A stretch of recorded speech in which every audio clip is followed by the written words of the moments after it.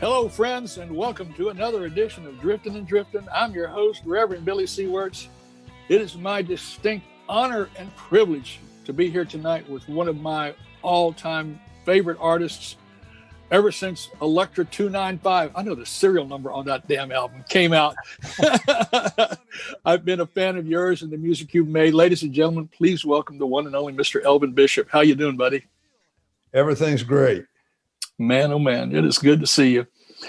Good to be seen, just period these days. And it's been an interesting couple of an interesting few months here, and I'm sure for you as well. We're doing all right. So listen, let's roll it all the way back.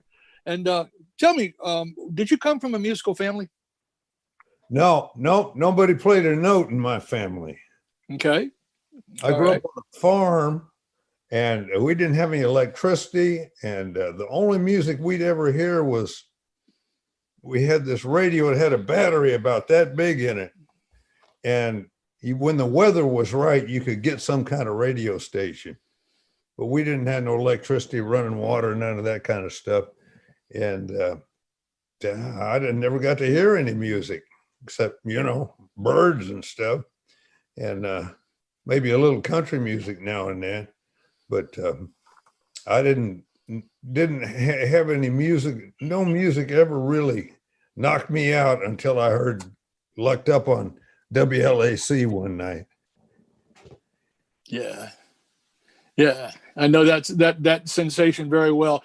WLAC, for those of you all that weren't around, was a station that was out of Nashville, Tennessee. It was a 50,000 watt station, and you had John R. Hossman Allen and Gene Nobles, these old white guys that sounded black, that played this fantastic blues and soul music and soul baby chicks and hair pomade, and just changed the culture for us. Can you remember the first blues record that you heard that really just opened your eyes up and your ears up? And yes, wow. Yes. I used to hear Herman Grizzard was a guy that was on there too. And one night, I had this big old radio, and it was kind of a hobby of mine, right. In the 50s. In the 40s and 50s, that radios were more like furniture than they were electronics. You know what I mean? Sure. And it was a big old thing. And I was supposed to be sleeping. It was about midnight, and those tubes were glowing, Yeah. And Jimmy Reed came through with Honest I Do with that squealing high harp. And that was it. I was gone for life.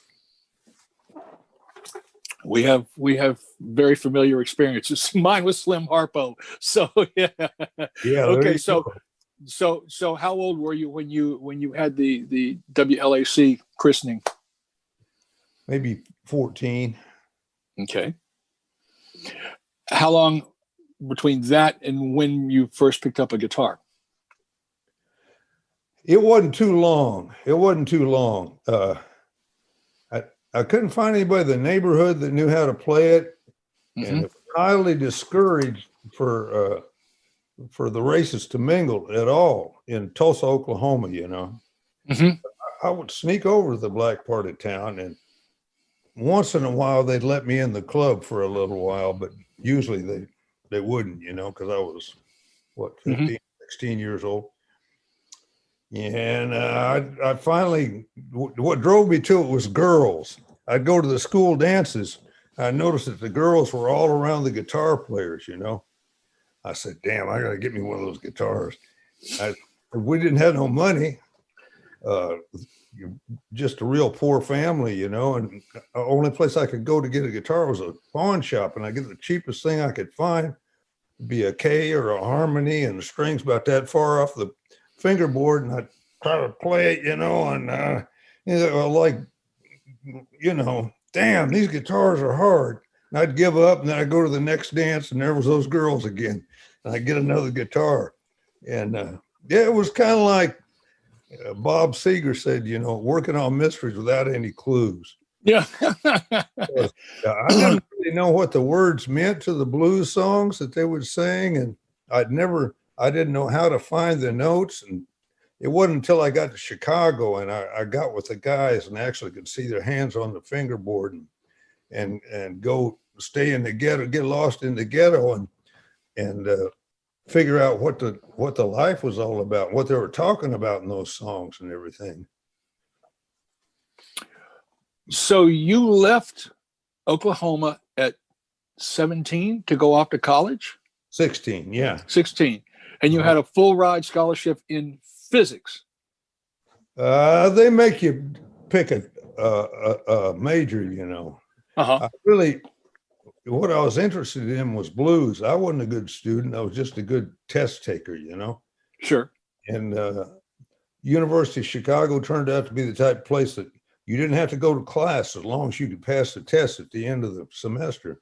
So I'd go stay at the ghetto for weeks at a time and come back and study real hard for 2 or 3 days and like that. Got away with it for about a year and a half, and then finally music totally took over. When you say hang out together, did you friend up with people that let you stay at their houses and stuff like that? Or Yeah. My main guy was a guy named Little Smokey Smothers. I was told to ask you about him. Tell me about him, please. He was a beautiful guy. He was from Eula, Mississippi. And he was a great player. And he had good bands, but he was not one of those guys that was fortunate enough to make a record, you know, and get known. I think he played on a couple of Wolf's records maybe, but he could play anything, man. I remember when Don't Throw Your Love on Me So Strong, Albert King's first hit record came out. He was the only guy in Chicago who could play it because Albert King played in an odd tuning. Plus he was left-handed. Everybody else just gave up on it, you know, but he just listened and got it. How old was he at the time when he took you under his wing? About 2 or 3 years older than me. Oh, okay. So it was a real kind of a equal friendship. I mean, he wasn't all that old either. We were good friends, but he was a lot more experienced in life than I was. Did he take you around to all those clubs like Silvio's and all those places where the heavy hitters played? No, we never went to Silvio's, but it was mostly on the south side, you know. Okay. And Silvio's on the west side. Right. But okay. We used to go around and enter, like on Tuesdays, everybody had a Blue Monday party on Mondays. On Tuesdays, they had talent shows. Okay. And we would enter the talent shows as, you know, amateurs, which I definitely was, but he definitely wasn't. But we'd win a bottle of whiskey now and then, you know. And this is pre Paul Butterfield, right? This is okay. So were there a lot of other, I mean, I hate to always ask it like this, but were there a lot of other white kids doing this kind of blues journey? No, not too many. Bloomfield and Butterfield and maybe, I remember Nick Gravenitis and Charlie Musselwhite? Muscle got there, I'd say, later on in the 60s. I got there in 1960, yeah. Muscle, I think, was 65 or so. You got there in 1960, so a lot of the greats, all the greats were still alive. Man, listen here. The first week I got there, I made friends with all the black dudes that worked in the cafeteria at the university. And they started taking me down to the ghetto. And within a week of the time that I arrived in Chicago, I saw my first blues band. You know who it was? Muddy Waters, Otis Spann, James Cotton, Willie Big Eyes Smith, and a bass player. And Pat Hare on guitar. Ouch. Yeah. I said, damn, these blues bands are pretty good, you know? Ouch. I saw Spann right before he died. And of course, God almighty. I mean, man, that must have just been magic. Oh man, it was, they were big sex stars at the time, you know. You go to Pepper's Lounge and there'd be chicks just going nuts, waving their checks around, trying to get Muddy to take it, you know. And Muddy's, he wasn't playing the guitar then. He was standing up at that little ribbon mic with a real cool process and just killing them, man. Man, did you ever see Little Walter? Yeah, I played with him a couple of times, but he was a powerful dude, man, on stage. He played on stage. What's that? You don't hear on the records. He played some stuff on stage that you don't hear on the records. Well, what you hear on the records is unbelievable enough. I can't even imagine what it must have sounded like on stage. Yeah. So you get together with Butterfield and Mike, and you guys put the band together. Were you trying to do something different with the mixed group like that? Or was it just like, hey man, I enjoy playing and you do too, and let's just try this thing and see how it works?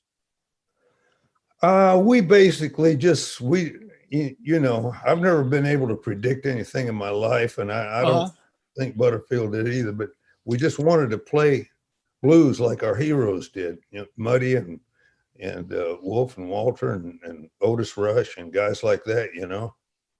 And Jerome and Sam came from Wolf's group, and they were a great rhythm section, and they just played better than anybody else we could find. So we did that. It was a little bit rough on the road at the time. Sometimes those guys would have to go out and get us sandwiches. We ended up in the middle of riots in Detroit and Cleveland. Oh shit! Well, that was that. You know that year you had all the riots. Yeah. Sure, 64 and 68. Yeah. Yeah. God, golly, wow. So tell me about Bloomfield. What was the best part about working with Mike Bloomfield? He was really into the music. Clapton called him music on two legs. I thought that was a good expression. And he was really, whatever it was, man, he was into it. You'd be sitting there talking to you like this and he'd be spitting in your face. I mean, he was just intense. And he had a lot of experience. I was what they call square as a pool table and twice as green. Yeah, right. He had been playing since he was a young teenager in all kinds of settings, society bands, folk music, anything, you know. And he was just naturally talented with that, just brilliant. I mean, yeah, he was, and very experienced and very. He just knew a lot about music, you know. So what was the most challenging aspect of playing with him? Simply being around somebody that was that hip, I guess you could say. You know what I don't mean hip, but you know what I mean. Yeah. Well, I guess there was two ways I could go. One of them would be to be jealous because I wasn't number one in the bunch. The other way is the way that I went was, man, I'm just glad to be here. This is great. Yeah. I mean, a young green guy like me, it's just what I needed. You know, we played at that club, Big John's, and for 2 years, and we played 6 nights a week. This was Chicago, and it was 9 to 4 every night, and 9 to 5 on Saturdays. Wait, 9. That's a 7-hour gig. Yeah, and 7 sets, because it was 45 on and 15 off in Chicago, you know. So if you don't get good in that time, you ain't never going to get good, you know. Man, I think it'd be a challenge just to keep everybody either awake or sober for that long. You know? Well, it was a great thing in Chicago going on then, because everybody had a lot of time to fill. And that meant you didn't have to be the greatest player in the world for them to be glad to see you coming at 2 or 3 in the morning, you know, somebody to help them soak up all that time. Sure. And, it was a very fluid situation. Wasn't nobody making more than $12 or $13 a night anyway. If you're making 12 and somebody offers you 13, you're gone. Yeah, right. And it was a motivation to learn everybody's tunes, so that you could make a good showing when you went there, because it was like an audition in a way, you know. Did the old school guys Did the old school guys like Muddy and Wolf and that era of guys accept the band as it was for doing what you guys were doing? I don't know if they ever saw the band, you know. Muddy and them, because they would see us when we come down to their gigs. I see. And, you know, we were respectful and friendly guys, you know, and they were way nicer than they ever needed to be. And it really was a great thing. So you were together for, how long was the band, that group together before you all recorded the album? A couple of years? A year or two. Yeah. My memory's not good on things like that. So you were a well-seasoned group by the time you walked in and recorded Born in Chicago and all the rest of the stuff. Yeah. And they didn't do it those days like they do now, you know, make 2 or 3 tracks a day and then come in and overdub. They would try to get all they could out of you. Yeah. One time, you know, and we actually made a whole album one time. Wow. Didn't turn out to be the main one, you know, that ended up coming out, but it was all pretty much played live, you know. They would go so far as to splice different takes together and stuff like that because they had tape and they could physically do that, you know. Okay.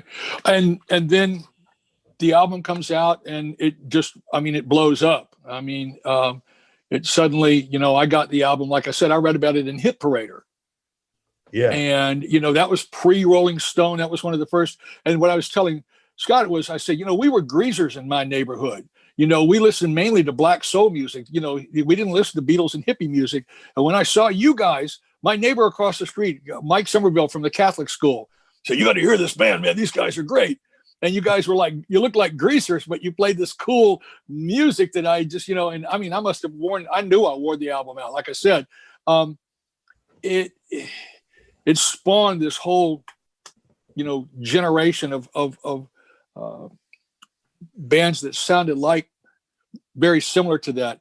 What happened between that album and East West that went, you go from Born in Chicago and Got My Mojo Working to 12 and 16 minute The Work Song and, you know, East West? Was it a conscious decision of, I want to stretch out and start doing these things, or did it evolve from? We never made any conscious decisions about anything. We just kind of did what we felt like doing. And that's what happened then. It was, we would listen to, there was a change in the substance landscape, you know, shall I put it that way, in between those two albums. We can talk about it. Okay. And we would listen to like Ravi Shankar and Ornette Coleman and Coltrane and like that, you know. And it was also, it was a time we were kind of a little bit interested in jazz around the edges anyway, because at that time in Chicago, all the blues bands, to keep the guys and the so-called sidemen happy, you know, the leaders would let them do 2 or 3 instrumentals before they'd come up on it. And it was always, you know, these bluesy jazz guys that were happening to them, like Jimmy Smith, Cannonball, Horace Silver, like that, you know. McGriff, that kind of stuff. Yeah.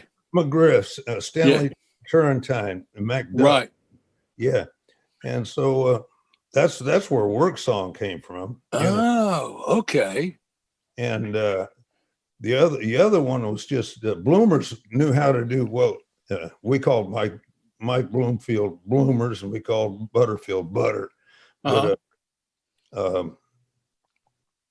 he was responsible for East West because he was interested in the Indian scales and all that stuff, you know. I see. He used to blow those poor hippies' minds when we got to California, you know, and we'd be at the Fillmore, and he used to do a fire eating act. He had this thing, you know, that it looks like that thing they beat the kettle drums with, and they're mallets. Yeah. With a fuzzy thing on the end. He would spray lighter fluid on that and light it on fire and stand back, and there was all that exotic beat was going on behind us about halfway through, you know, East West. And he put that thing in there. I said, man, ain't you scared you're going to burn yourself? You know, said, No, as long as you don't breathe in, you're all right. And the hippies, of course, would go insane, right? They lost their minds. Yeah. So, how were you? Tell me about the real quick. Tell me a Butterfield band story. I mean, were you guys well received when you first played the Fillmore and those places out west? I mean, with that real hard Chicago thing going? Pretty instant. Yeah. Pretty instant. There were some places that they didn't know what the hell to make of us or where to put us, or they didn't know where to book us. So we played some ghetto jazz clubs, where the people were kind of sit back like that, didn't get too much respect there. And right. But it's like you say, they had us in the hit parade. They didn't know if we were rock or what the hell to call us, So in terms of the chronology, did East-West, you think East-West and that kind of thing, you think that influenced people like Grateful Dead and some of those West Coast bands into stretching out and doing these longer things? I mean, weren't you guys one of the first ones to start doing those extended jams and recording them? We didn't know anything about the West Coast bands. Uh-huh. But like I said, we didn't intentionally do any of that stuff. It just happened. It's still amazing, to hear what was done then and how timely, how timeless the music is, how great it's still, it's still get requests for it on the radio show all the time. So you left the band and you went solo. How was that going solo? Was it tough at first to kind of get established, or was it sort of an idea that's time had come? Well, when you're a so-called sideman, you get to play maybe 2 or 3 songs a night that are really, really close to your heart, that you would pick. Right. And then the thought starts creeping in at the edges. What if I got to play all songs that I want to play, Sure. And it builds and builds and it builds. And then at a certain point, you got to do it. Okay. And when was that you actually went out and said, okay, I'm going to do this? Maybe 69 or 70, 68 or 60. I don't know, around in there. Okay. And did it go pretty smooth right from the get-go? I mean, you went with, was Fillmore the first label you went with out of there? Yeah, I've been at the right place at the right time an awful lot. And I just happened to be, the first time we went to the West Coast was like the Summer of Love, and it was busted loose. And Bill Graham liked me, so that kind of smoothed it, and there are a lot of places to play in California, and it was happened pretty easy. Yeah. So you started touring, working. Somebody, I put a thing on Facebook when I'm doing these interviews saying I'm going to be interviewing a particular artist. If you had a question you'd like to ask him, and people blew up. Oh my God, Elvin Bishop! You're still a real popular guy, and a lot of people love you and respect you. And one of my good friends who used to play with Southside Johnny, Tony Pellegrossi, said he wanted to know about the experience of the Let It Flow album. He said you had so many wonderful people playing on that thing, and he said that was the thing with Capricorn. Yeah. I'm trying to think back who all was there. That was done in Macon, Georgia. Yeah. And produced by a guy named Johnny Sandlin. And it holds up pretty good. I was surprised, but I don't remember who all played on that. I think did Charlie Daniels play on that? I think he might have been one of the people involved with it. Yeah. Yeah. But at that time I was hanging out with them, and mostly with the guys in Marshall Tucker. I was real good friends with Toy Caldwell. Sure. Yeah. And good friends with Dickie. I think Dickie might have played on it. Dickie Beck. Yeah. And you did a lot of work with the early Allman Brothers, right? Yeah. Tell me about those guys. They were an incredible band.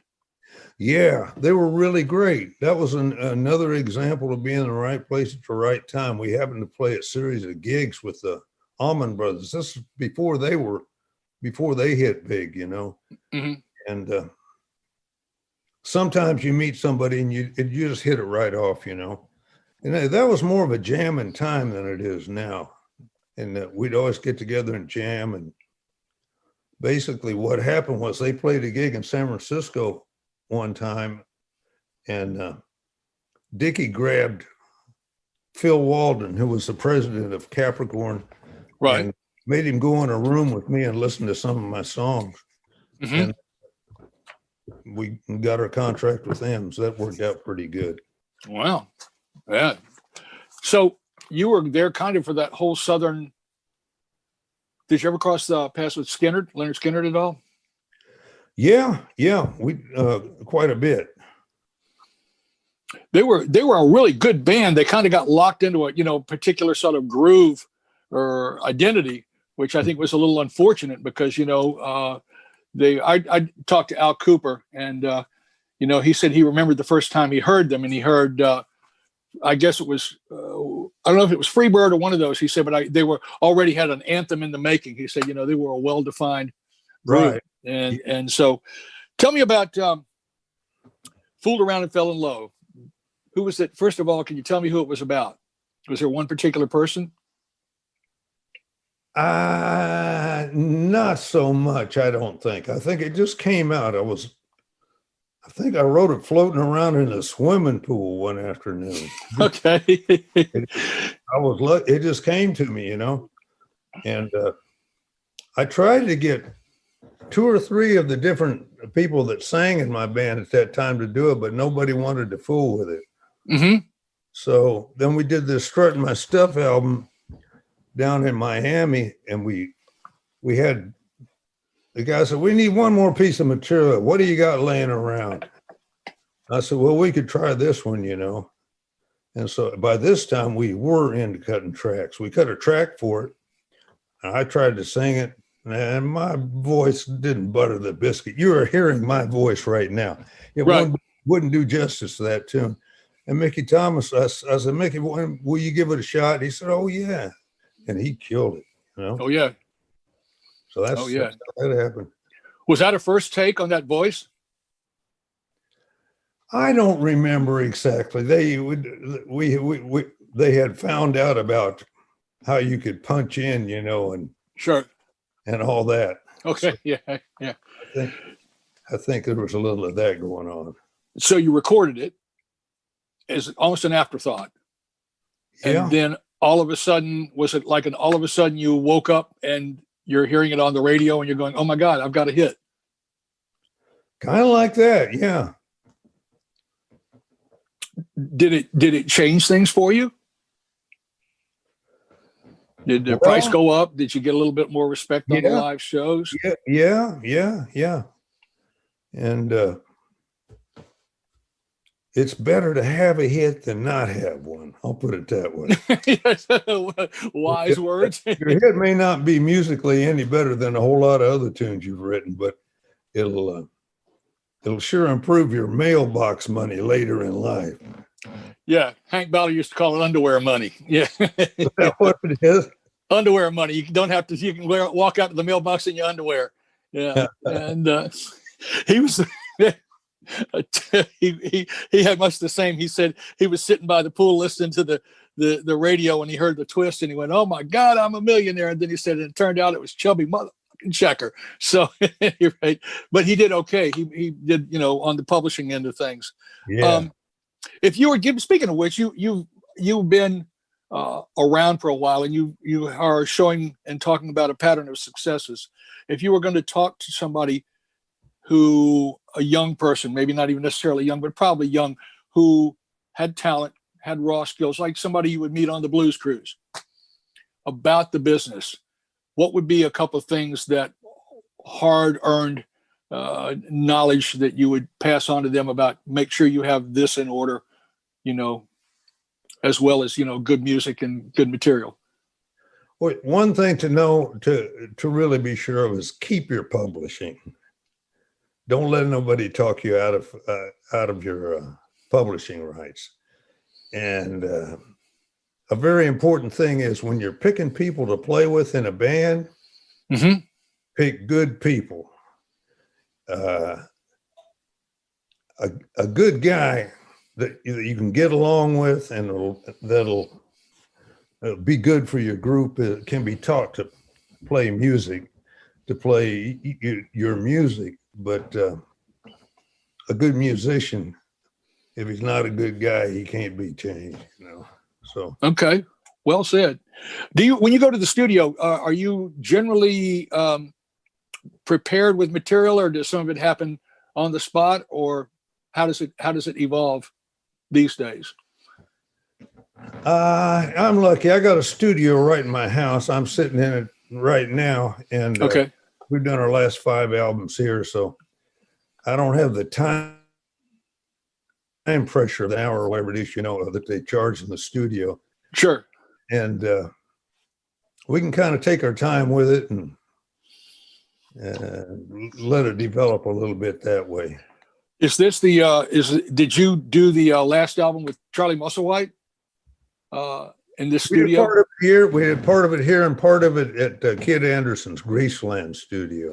Sure. Yeah. Tell me about that experience with Charlie. Did you guys have any kind of fun doing that thing? We did, man. It was the most painless thing in quite a while. That was all straight ahead. I don't remember doing any overdubs on that one. And who all was on it again? Me and Charlie and the guy that plays in my trio, Bob Welsh, who's a hell of a musician, piano player and guitar player. Oh yeah. And then the kid played a little bit of upright bass on some of them. Okay. We just kind of picked half a dozen songs that Charlie wanted to do, and we did the best we could behind him. And a half a dozen I wanted to do, and Charlie got with us and went easy. Getting great reviews. I've had several people who really liked it. So the thing that brings us here today is the Blues Cruise, you know, and Roger Neighbor's Blues Cruise. Why don't you tell me a little bit about your experience on the Blues Cruise, how it came about and what it means to you, why it's more than just a boat with a bunch of people playing music, you know, the whole. Yeah. It's a great thing. I'd been approached to do a few cruises before, you know, and I always said to myself, who would want to get locked up on a boat with 3,000 drunks, you know, and no way to get away. But yeah. It ain't really like that, you know. The people are really nice, the customers, you know, and they give you your privacy and as much contact as you want. And it's a beautiful thing for musicians because you don't have to travel. Yeah.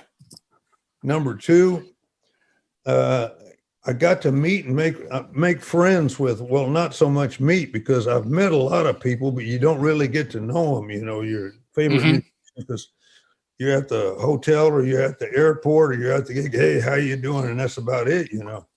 But you get to talk and have lunch and all that kind of stuff, you know, and it's beautiful in that respect.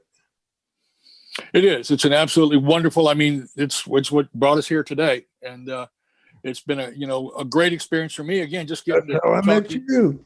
Yeah. Can I ask you a question? Sure. Okay. Scott was telling me that you used to have something to do with the wrestling world. Yeah. Yeah. Yeah.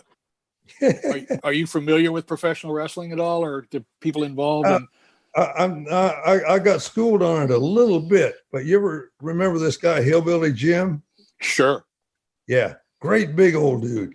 Yeah. I met him on the plane on the way to Australia. I looked in front of me and there was this guy who was taking up 2 seats. He was about this wide, you know, big old broad shoulders. And I ended up getting to talk to him a little bit, you know, and then he invited me over to his gig. And I went and I saw how that wrestling thing works out. It was pretty amazing. It's impressive. Yeah. I was a manager. Okay. And in the it's kind of like a scripted play. Yeah. Okay. You have the bad guys, the good guys. And the basic deal is the good guys, the way you sell tickets, it's all about just like music, selling, putting butts in seats, is the manager like me will go, well, you know, when you take a hefty bag with a pulse, when you take somebody that's probable that they don't even have a complex nervous system, and you put them in the ring and call them a wrestler, and you put them in there with champions like this, there's going to be violence. There's going to be bloodshed. There's going to be a whole lot of problems. And don't bring the kids out there because it's not going to be a pretty sight. But I will be there, and you better be, you know. And then back at the time, I had red hair, and they'd all chant, "Red-headed geek, red-headed geek," and they'd throw things at me. And oh yeah. We were back in the dressing room, and even though it is scripted, there's a certain amount of danger and a certain amount of bloodshed in it because that's some violent stuff. Yeah, it blew my mind because I always wondered why it sounded so dynamic, and if they got that microphone right under the canvas. Well, they do that, and it sounds 10 times as loud. And they came back in between.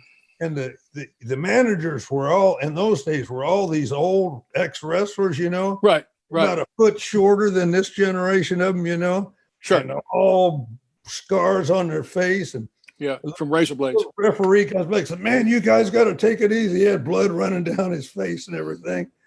Well, here's the thing. Yes, it is, but it's like, okay, there are several different ways to play a ninth chord, right? There are easier ways to, you know, if you're trying to, okay, on the guitar. The same thing when you're doing wrestling moves. You learn, and they teach you in schools, you can hit a guy here, hit him here, you can hit him on the shoulders.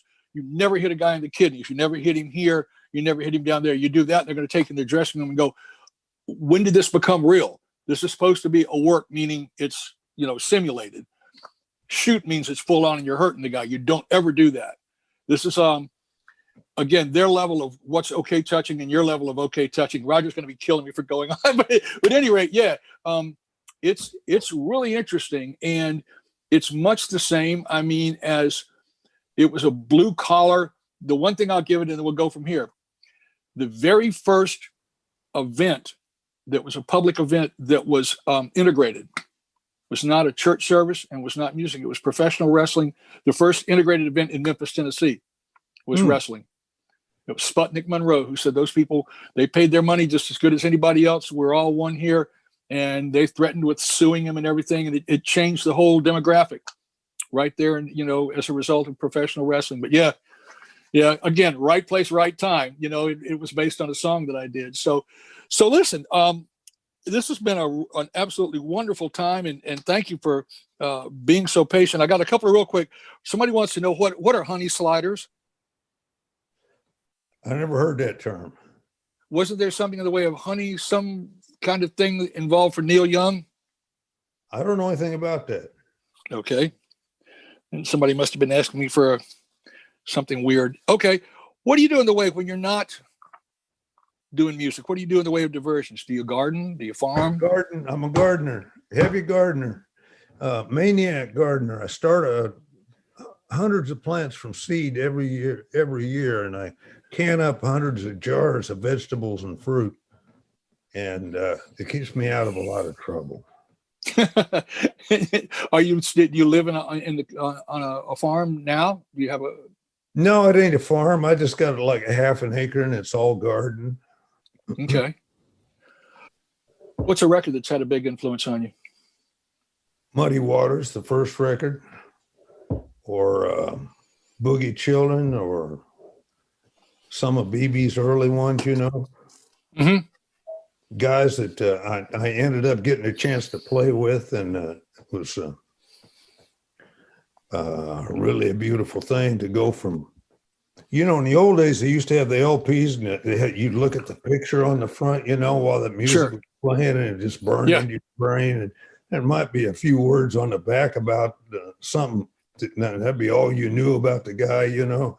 Right. I'd wait till I sent off to they used to sell those record deals, Randy Records and Tennessee, you know, and they'd send these little catalogs to you, you know. I say, Muddy Waters' real name is McKinley Morganfield. Yeah, those were great. I think I might even have a couple of those catalogs. So tell me, I was talking to you on the phone the other night. Tell me about an experience, one of those in the moments on stage when you suddenly, you know, you came from a very modest background and you've done and seen and been some amazing places. Tell me one of those moments when you were standing there, maybe on stage or something, and you looked around and you thought, oh my God, look at me. You know? Yeah, well, that happened to me with 2 or 3 guys, BB, Muddy Waters, John Lee Hooker, because these were guys that had the place of heroes and mythical, beings in my mind. And then it actually turned out, you threatened to ask that question when we were talking last night. So I brought this picture, I don't know. Can you see that?